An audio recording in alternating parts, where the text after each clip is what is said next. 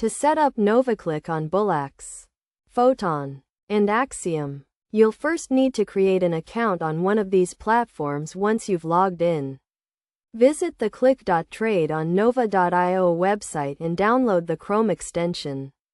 After adding the extension, you'll see it appear in your extensions list, at which point you can close the page.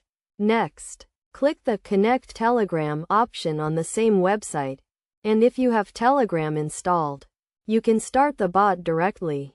Otherwise, you can use the web version. This will take you to Telegram, where you'll receive an option to launch Nova Click. Click on this and then open it, and you'll see a success message indicating that you're connected to Nova Click. You can then pin the Nova extension to your browser for easier access and enable it. If you wish, you can also set presets according to your needs.